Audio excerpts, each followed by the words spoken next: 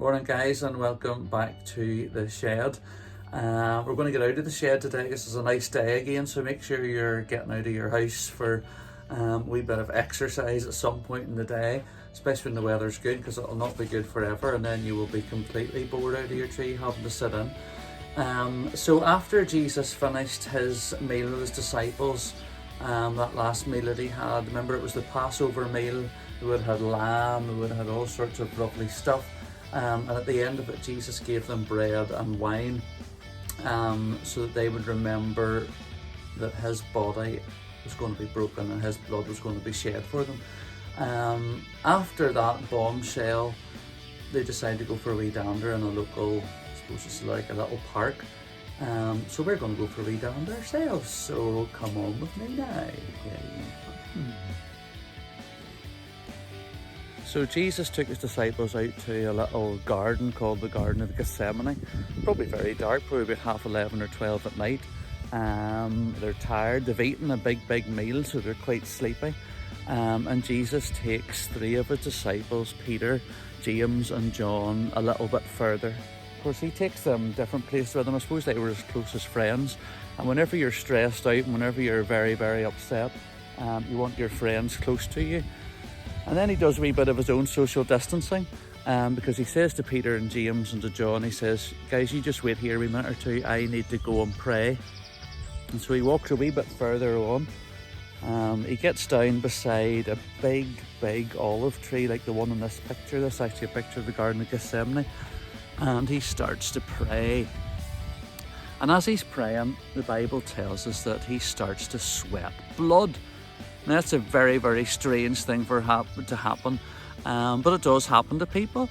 And this little girl that you're going to see in the picture now, she started to sweat blood whenever she was revising for her exams. So when you're very stressed out or very upset about something, what happens is your blood vessels rise to the surface of your skin, and as you sweat then, tiny wee bits of blood seep out. It's called hematidrosis. So Jesus is so stressed out and he's so anxious about what's going to happen to him. Of course, in the next few hours, he's going to be executed in probably the most cruel and painful way ever invented by man, through crucifixion. So he sweats blood, he prays, and some people think this might have been Jesus' greatest temptation, even greater than the temptations that we studied earlier on in the year. Because if the devil could have got him to not go through with this, or if Jesus had decided that he didn't want to go through all this pain to save the world, he might have just said stuff it.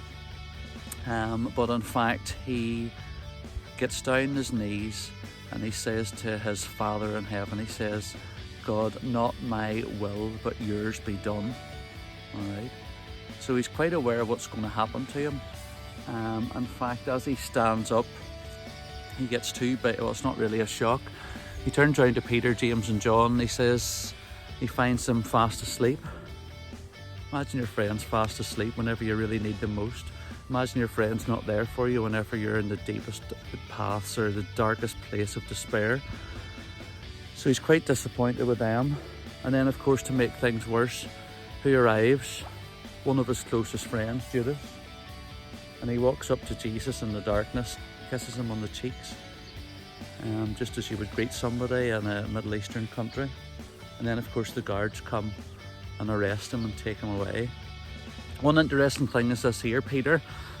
He's a fisherman, of course. He doesn't know much about martial arts or about sword fighting, but he whips out a sword and he tries to protect Jesus, and he ends up cutting off the ear of one of the high priest's servants.